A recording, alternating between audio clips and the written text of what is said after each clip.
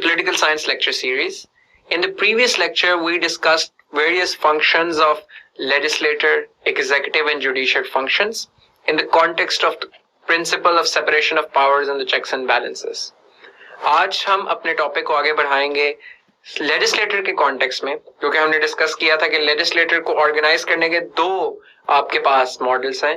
One is unicameral model and the second is the bicameral model. You might have heard these words floating around in the political debate and never bothered to go and make a cursory Google search to look what it actually means.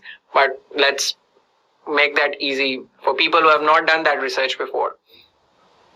आपका यूनिकेमरल model वो legislator का model है कि जहां पर सिर्फ एक house होता है. इसके अंदर एक लेजिस्लेटिव असेंबली आपकी होती है जो कि सारी लेजिस्लेशन के लिए रिस्पॉन्सिबल होती है.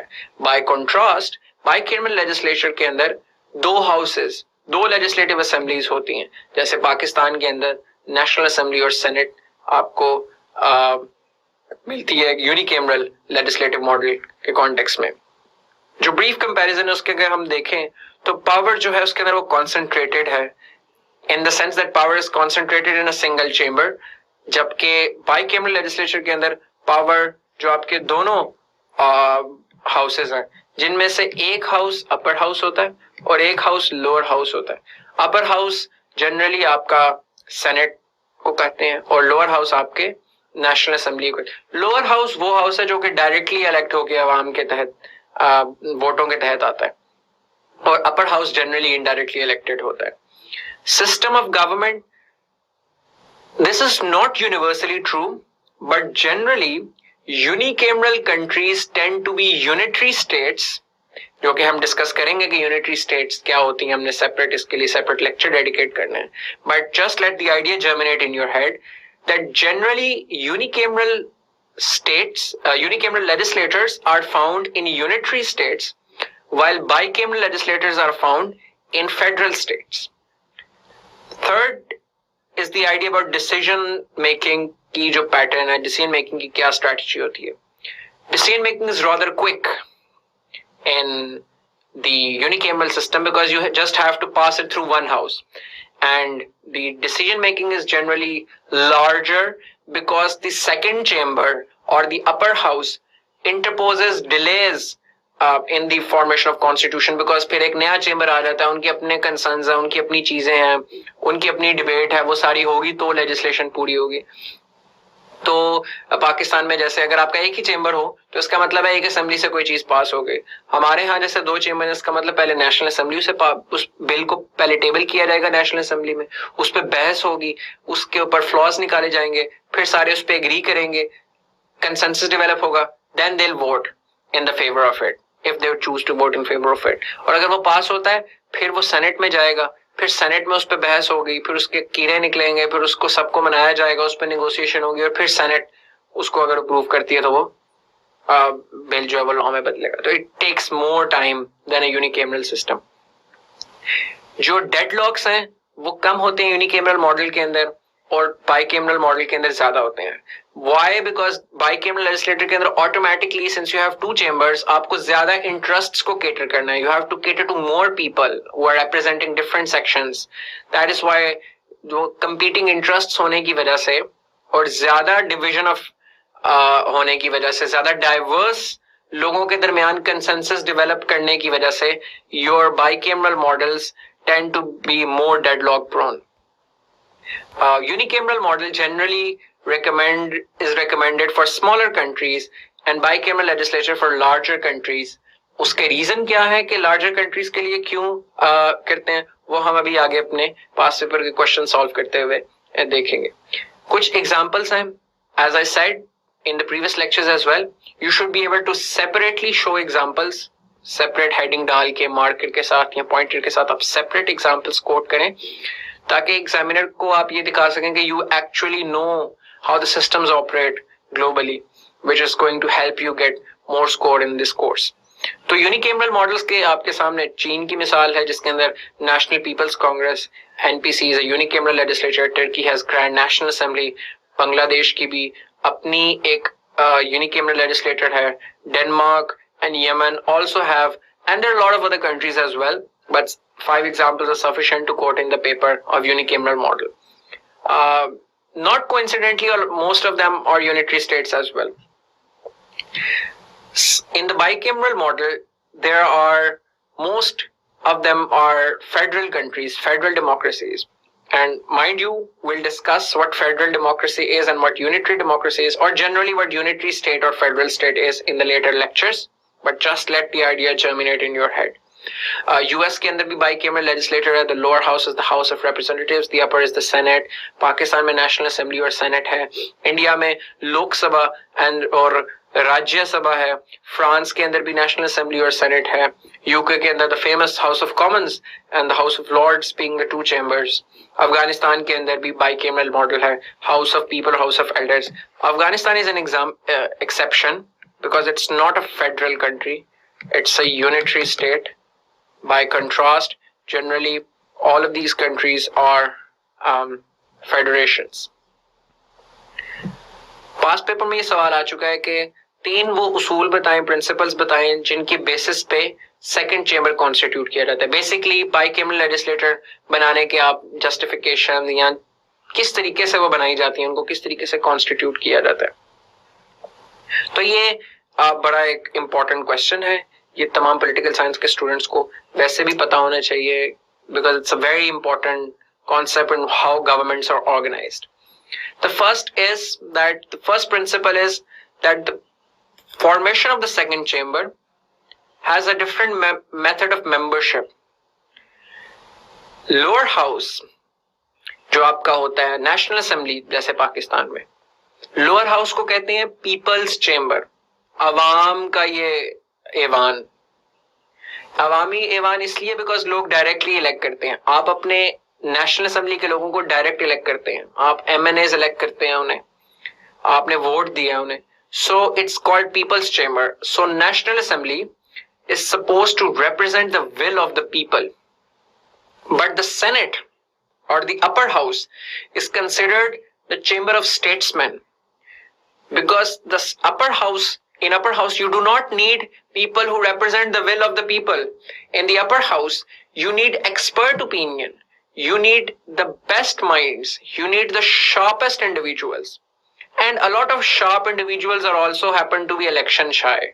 Or if upper house is also directly elected, तो upper house भी फिर लोगों की विशेष की नुमाइंदगी करेगा, अपनी नुमाइंदगी नहीं करेगा, यानी अपनी एक्सपर्ट ओपिनियन नहीं देगा, क्योंकि उसको भी यही फिक्र होगी कि मैंने इलेक्शन लड़ना है.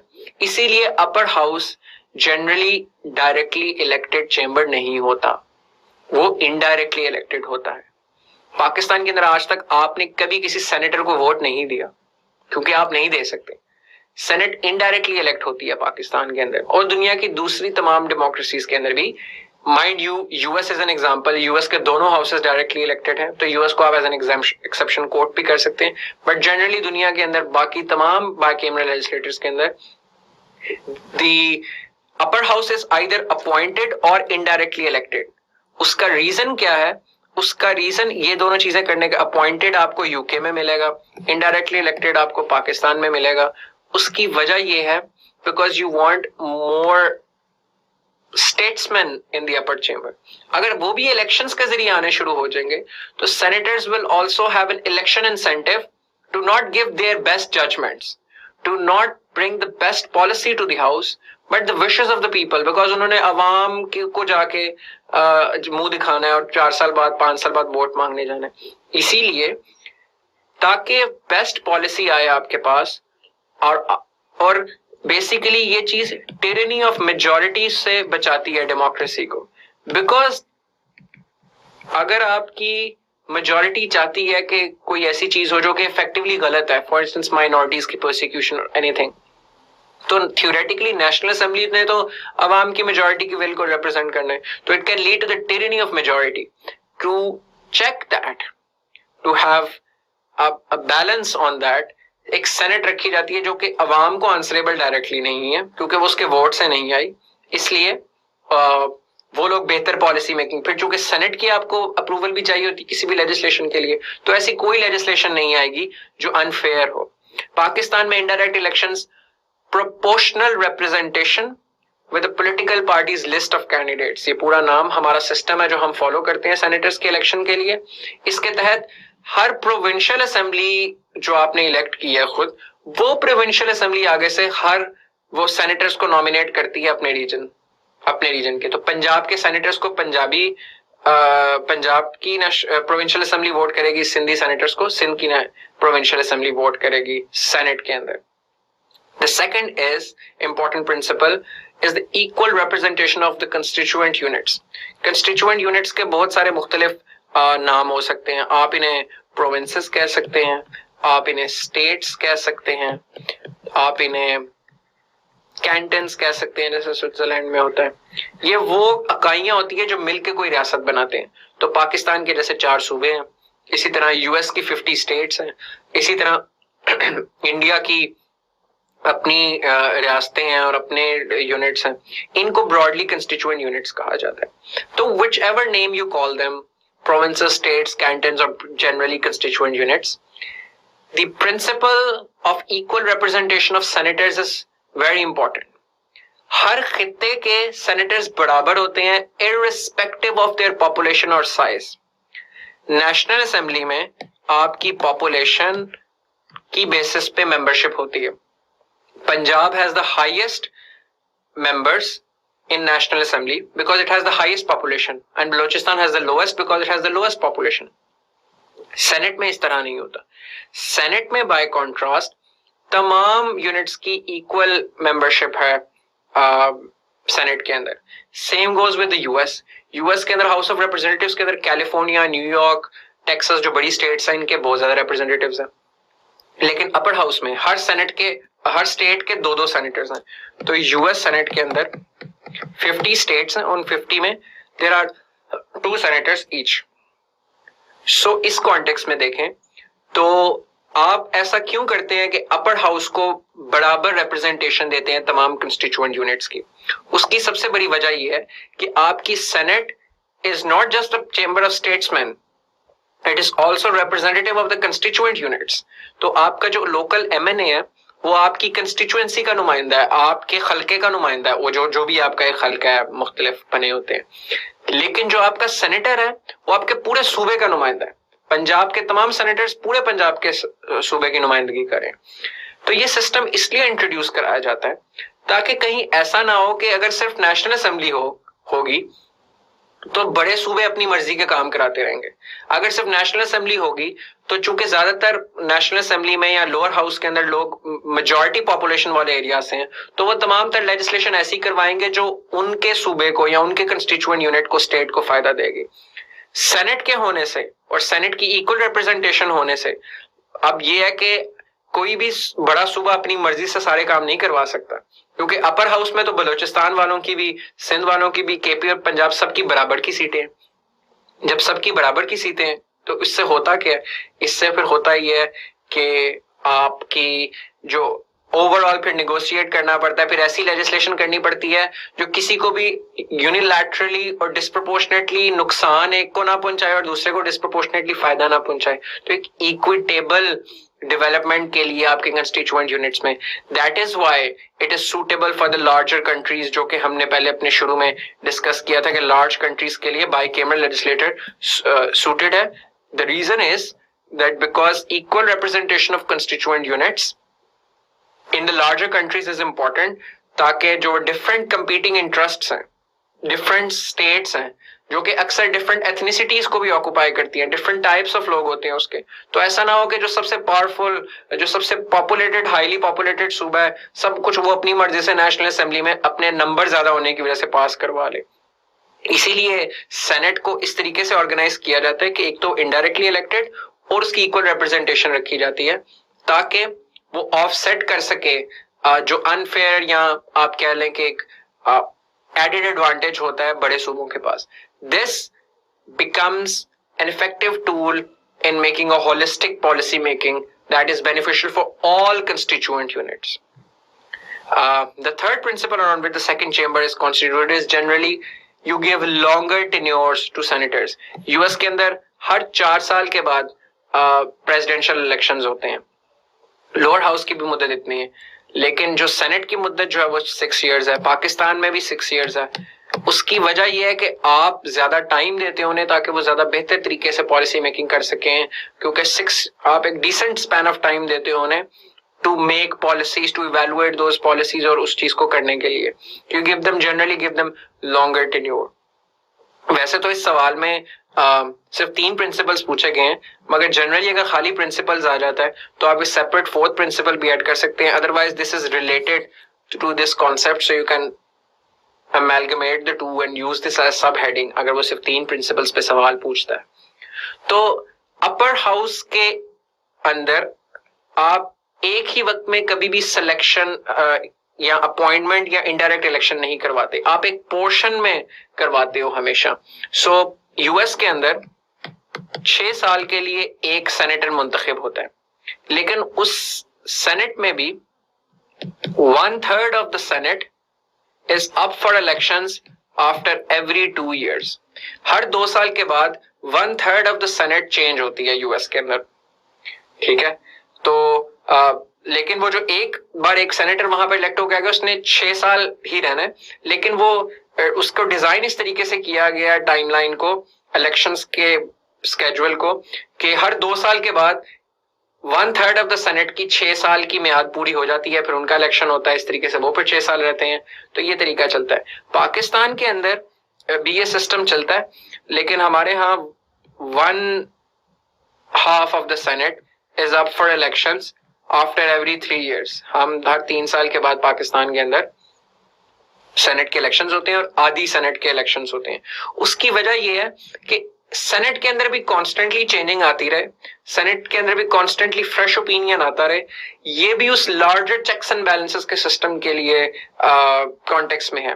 آپ نے نوٹ کیا ہوگا کہ ہم جس طرح پڑھتے جا رہے ہیں آگے نئی نئی ماڈرن تھیریز اور کانسیپٹس, تو کانسیپٹ ڈیولوشن آف پاور اور ڈویژن آف پاور اور پاور کانسنٹریشن کے خلاف ہوتا جا رہا ہے پولیٹیکل تھیوری میں. تو انسان نے یہی سیکھا تھا اپنے ہسٹوریکل ایکسپیرینس سے کہ پاور کو جتنا ڈیزالو کیا جائے اتنا بہتر ہے, کیونکہ پاور جتنی کانسنٹریٹ ہوگی وہ اتنی ہی ابیوز ہوگی اور وہ لوگوں کے رائٹس اور لبرٹیز کو اپریس کرے گی. That is why we had separation of power of the 3 branches, executive, legislature and judiciary. Within legislature you have unicameral legislature, and in a bicameral legislature you have lower house and upper house to keep a check on within legislature as well. And within your upper house, upper legislature, you have this system of these periodic interval of appointment and elections, so that آپ کی Saint کے اندر بھی constantly وہ checks and balances آتے رہے, نیا opinion آتا رہے, نئی چیز آتی رہے, اور کوئی ایک جو ہے وہ گروپ ڈومیننٹ نہ ہو جائے. تو اس کانٹیکسٹ میں فیڈرل ڈیموکریسیز کے اندر by cameral legislature is very important generally. آپ کو میں ایک اور پوائنٹ آف انٹری اس کے اندر بتاتا چلوں کہ جس طرح میں نے آپ کو بتایا تھا اس کیس کے اندر یو ایس ایکسیپشن ہے اس کانٹیکسٹ میں, تو بالکل اسی طرح اس پوائنٹ کے اندر ایکول ریپرزنٹیشن والے کے اندر انڈیا ایکسیپشن ہے. انڈیا کے اندر اپر ہاؤس کے اندر جو کہ راجیہ سبھا ہے اس میں ایکول ریپرزنٹیشن نہیں ہے سینیٹرز کی from different constituent units. So it's good to mention the exceptions as well, because then you give examiner the idea اور امپریشن کہ آپ کو بہت اچھی کمانڈ ہے اس سبجیکٹ پہ. You know the general trend as well and you also happen to know the exceptions to the larger trend as well, because some people just know the examples which are relevant to the claim, but identifying exception is what people who have authority on the subject do. And if you can prove to the examiner that you have authority over the subject, you are definitely going to get more marks. ہم اپنے next lecture series میں انہی forms of government کو, ان کو different organisational structures کو continue کریں گے. ہم فیڈرل یونیٹری سسٹمز کو دیکھیں گے, اور تب تک I hope you guys prepare the previous lectures, because we will be building on all the things that we have so far learned in the forms of government and the political institutions ke context mein humne jitni discussion kiya. Till then, take care. See you in the next lecture. Allah Hafiz.